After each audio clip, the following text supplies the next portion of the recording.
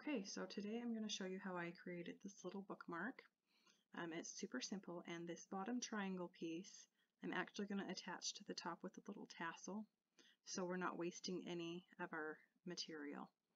So we'll start by going to the shape option, and we will select the rectangle. Now we don't want it this size, so we'll go ahead and click this little lock, and then we'll change the width to 2 and the height to 5. So there we have our basic rectangle shape, and then we will go and add a triangle.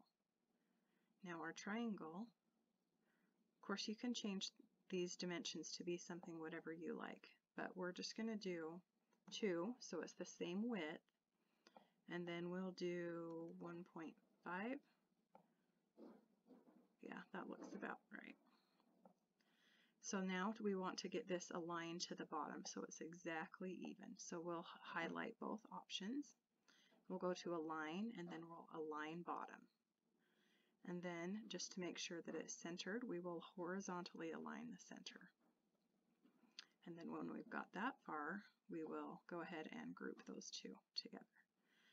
Okay, once we've got these grouped, we are going to want to set our cut settings. So we'll go over to Cut, and we'll go ahead. I've figured out with some of the thinner leather that 75 power is just fine, and then we'll do a speed of 6, and 1 pass is good for the thinner leather.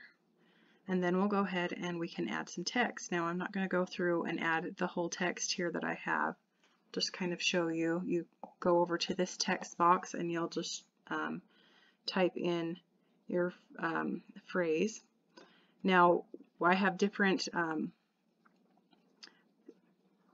fonts over here for the different words, and so what I found was it was best to just create a new text box for each thing. So we'll just do, let's just do hello, then we'll add another one. This of course would not actually be the bookmark, but we would do maybe we would change that to a different font. We also just go over here and click Engrave, just so you can see better what it's going to look like. And then name,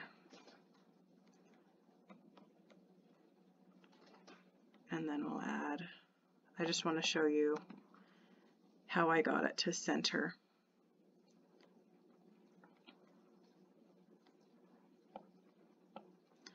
So basically I just kind of eyeballed it to be how long I wanted the text to be. Then I selected all 3 and went over to the Align, and I aligned, centered them all. And then I did this distribute vertically so that they were all spaced evenly. So that's how I got the words to space out evenly. So once you've got your text, you can go ahead and you could group that, and then you would shrink it down to fit inside your bookmark.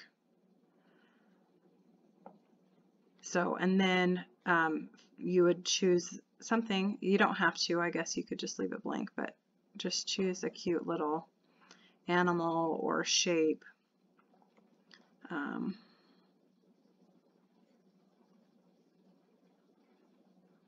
Like it's winter time, so you could, oh, there's a cute little heart for Valentine's. I don't know, just like a snowflake, or if you wanted it to be seasonal. Or there's a lot of just flower options in here that you could just add like a cute little flower and then just change it to Engrave. Then you would just drag it over, shrink it down to fit, and then let's just grab this again and we'll make it a little smaller. So then I would just grab it all and then, oops, I don't want to group it yet. We'll align it, center, and then that will just get everything centered.